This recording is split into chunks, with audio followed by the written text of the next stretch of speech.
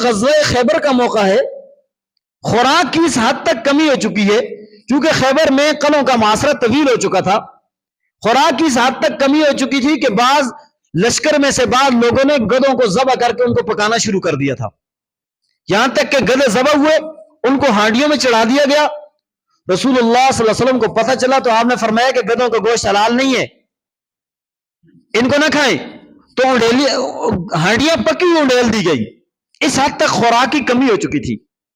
اسی اثناء میں یہود کا اندر سے ایک چروائے آتے بکریاں لے کر کے باہر، اور جنگ میں آپ کو پتا ہے کہ سب کچھ جائز ہوتا ہے، کیونکہ جنگ میں دشمن کو زہر کرنے کے لیے اس کے مال پر قبضہ کیا جاتا ہے، اس کا پانی بند کیا جاتا ہے، اس کی فصلوں کو ختم کیا جاتا ہے تاکہ وہ مغلوب ہو جائے۔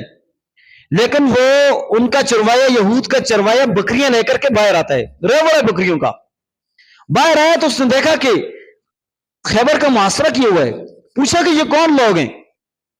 کہا کہ یہ مسلمان ہیں، اپنے آپ کو مسلمان کہتے ہیں۔ کہا کہ ان کا بادشاہ کہاں ہے؟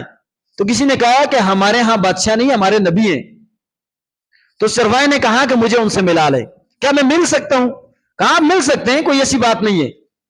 تو رسول اللہ صلی اللہ علیہ وسلم کے پاس جب انہیں لے کے گئے، نبی علیہ الصلوۃ والسلام اپنے خیمے میں تھے، تو چروایا تھا، ایک اس کے جسم سے بدبو بھی آ رہی تھی، اور اس کا نام بھی اسود تھا، اور کہتے ہیں چہرہ بھی ان کا کالا تھا، مطلب یہ کہ ان کا وہ حبشی تھے، کالے تھے وہ، تو ان کا نام تھا اسود، حضرت اسود۔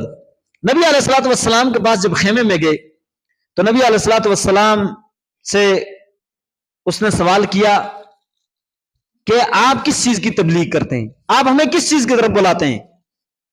تو نبی علیہ الصلوۃ والسلام نے فرمایا کہ ہم آپ کو ایک اللہ کی طرف بلاتے ہیں، اس کی عبادت کے لیے بلاتے ہیں۔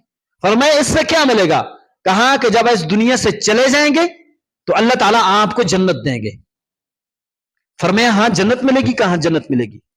تو رسول اللہ صلی اللہ علیہ وسلم سے ان سے بہت ساری باتیں ہوئی، یہاں تک کہ وہ اسلام لے آیا اور اس نے کلمہ پڑھ لیا کہ اشہد ان لا الہ الا اللہ و اشہد ان محمدا عبدہ ورسولہ۔ جب کلمہ پڑھا تو کہا اللہ کے رسول صلی اللہ علیہ وسلم میں اسلام لے آیا ہوں، اب میں کیا کروں؟ تو نبی علیہ الصلوۃ والسلام نے فرمایا کہ سب سے پہلا کام یہ ہے کہ آپ نے جو بکریاں آپ نے ساتھ لائی ہیں، اتنا بڑا ریوڑ ہے، اس کو جا کر کے، یہ آپ کے پاس امانت ہے، یہ ان کے مالکوں کے حوالے کر کے آ جائیں، ان بکریوں کو ہمارے پاس نہ چھوڑیں۔ خوراک کی کمی تھی اور جن کے ساتھ جنگ، اور یہ مال بھی ان کا ہے اور بندہ لے کے بھی خود آیا ہے، لیکن نبی علیہ الصلوۃ والسلام نے چروائے کو کہا کہ نہیں، لے کے جائیں، ان بکریوں کو جا کر کے واپس کریں، یا آپ کے ہاتھ میں امانت ہے، کہیں خیانت نہ ہو جائے۔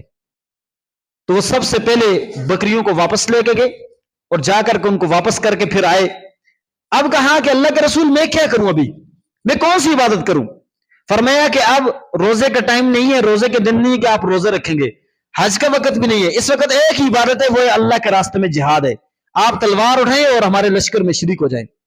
فرمایا کہ اگر میں مارا گیا تو مجھے کیا ملے گا؟ کہا آپ شہید ہو جائیں گے، اللہ پاک آپ کو جنت عطا کریں گے۔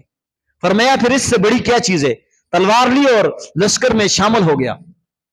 جب میدان کارزار سجا، اس میں کئی سارے مسلمان شہید ہو گئے، اور جب جنگ رکی تو بہت سارے شہداء تھے، تو کچھ صحابہ کرام وہ ایک بندے کے ارد گرد جمع ہیں کہ یہ کون ہے، یہ ہمارے لشکر میں کہاں سے آ گئے؟ نبی پہچانتے نہیں تھے، کیونکہ چند لوگوں ہی نہیں اسے دیکھا تھا۔ رسول اللہ صلی اللہ علیہ وسلم کو بتایا کہ کوئی اجنبی بندہ ہم میں شہید ہو چکا ہے اور ہم اس کو نہیں پہچانتے۔ نبی علیہ الصلوۃ والسلام خود تشریف لے گئے، دیکھا کہ حضرت اسود ہے جو شہید ہو چکے تھے۔ رسول اللہ صلی اللہ علیہ وسلم نے اسے دیکھا، کہا کہ اسے خیمے میں لے آئیں۔ خیمے میں لایا گیا اور نبی علیہ الصلوۃ والسلام نے فرمایا کہ اس نے ایک سجدہ بھی اللہ کے سامنے نہیں کیا ہے، اس نے ایک روزہ بھی اللہ کے آگے اللہ کے لیے نہیں رکھا ہے اس نے، لیکن میں اسے دیکھتا ہوں کہ یہ جنت میں ہے، اس کا جو کالا پن ہے وہ سفیدی میں تبدیل ہو چکا ہے، اللہ پاک نے اس کی بدبو کو ختم کر کے اس کے ساتھ مشک و عنبر لگا دیا ہے۔ اور رسول اللہ صلی اللہ علیہ وسلم نے یہ بات کہہ کر کے باہر نکلائے۔ کسی نے پوچھا حضرت آپ باہر کیوں نکلائے؟ فرمایا کہ میں دیکھ رہا ہوں کہ اس کے حوریں اس کے ارد گرد، جو اللہ پاک نے اس کی بیویاں بنانی ہے اس کے ارد گرد جمع ہے، میں اس لیے باہر نکلایا ہوں۔